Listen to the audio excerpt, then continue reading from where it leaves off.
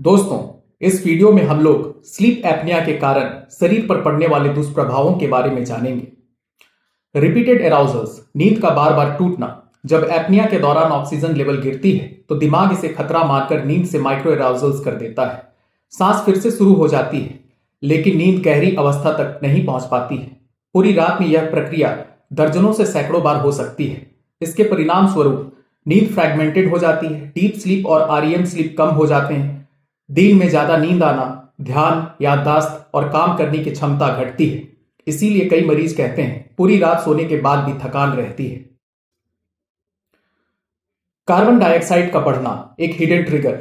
Apnoea के दौरान सिर्फ ऑक्सीजन ही कम नहीं होती, CO2 भी शरीर में जमा होने लगती है। CO2 बढ़ते ही दिमाग को खतरे का संकेत मिलता है। दिमाग झटके में नींद तोड़ देता है। दिल की धड़कन और बीपी अचानक बढ़ जाती है। यह सडन स्पाइक्स हार्ट और ब्रेन के लिए खतरनाक होते हैं। आरईएम यानी रैपिड आई मूवमेंट स्लीप में एपनिया ज्यादा क्यों होता है? आरईएम स्लीप में शरीर की मांसपेशियां सबसे ज्यादा ढीली होती है। जीभ और सॉफ्ट पैलेट आसानी से पीछे गिरते हैं, इसीलिए खर्राटे ज्यादा तेज, एपनिया ज्यादा लंबा और ऑक्सीजन ज्यादा गिरती है। जब नींद के दौरान सांस 10 सेकंड से ज्यादा रुक जाती है तो इसे स्लीप एपनिया कहा जाता है।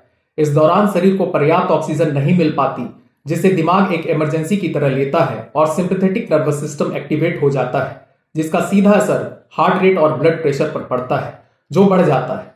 अगर यह स्थिति बार बार और लंबे समय तक बनी रहे तो शरीर को क्रोनिक हाइपोक्सिया का सामना करना पड़ता है। इस क्रोनिक हाइपोक्सिया में ऑक्सीजन की कमी के कारण किडनी से एराइथ्रोपोइटिन हार्मोन निकलता है, जिससे हेमोग्लोबिन और रेड ब्लड सेल्स बढ़ने के संकेत मिलते हैं।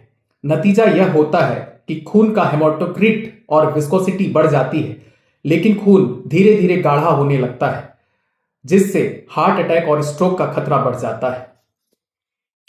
इंटरमिटेंट हाइपोक्सिया से ऑक्सीडेटिव स्ट्रेस और इन्फ्लेमेशन। स्लीप एपनिया में ऑक्सीजन की कमी लगातार नहीं बल्कि बार बार होती रहती है, जिसे कहते हैं इंटरमिटेंट हाइपोक्सिया। यह स्थिति शरीर के लिए कंटिन्यूअस हाइपोक्सिया से भी ज्यादा खतरनाक होती है। इसके कारण शरीर में फ्री रेडिकल्स बनते हैं, जो ऑक्सीडेटिव स्ट्रेस बढ़ाता है और ब्लड वेसल्स की अंदरूनी परत यानी एंडोथेलियम खराब हो जाती है। इसे कहते हैं एंडोथेलियल डिस्फंक्शन। जब यह परत खराब होती है तो नसें ठीक से फैल सिकुड़ नहीं पाती, ब्लड प्रेशर कंट्रोल में नहीं रहता और नसों में चर्बी जल्दी जमने लगती है। इसी वजह से हार्ट अटैक और स्ट्रोक का खतरा बढ़ जाता है। नेगेटिव इंट्राथोरेसिक प्रेशर के कारण हार्ट पर दबाव। एपनिया के दौरान मरीज सांस लेने की जोरदार कोशिश करता है, लेकिन एयरवे बंद रहती है। इससे चेस्ट के अंदर बहुत ज्यादा नेगेटिव प्रेशर बन जाता है। इसका असर हार्ट को खून पंप करने में और ज्यादा मेहनत करना पड़ता है, जिससे लेफ्ट वेंट्रिकल पर लोड बढ़ता है और कार्डियक वॉल स्ट्रेस पड़ता है, जिसके परिणाम स्वरूप लंबे समय में हार्ट फेलियर, एरिथमिया और सडन कार्डियक अरेस्ट हो सकते हैं। एसिड रिफ्लक्स और स्लीप एपनिया का दो तरफा रिश्ता। स्लीप एपनिया में चेस्ट के अंदर नेगेटिव प्रेशर बनने के कारण पेट में मौजूद एसिड ऊपर की ओर खींचता है और लैरिंजोफेरेंजियल रिफ्लक्स की वजह से गले में सूजन और एयरवे और संकरा हो जाता है।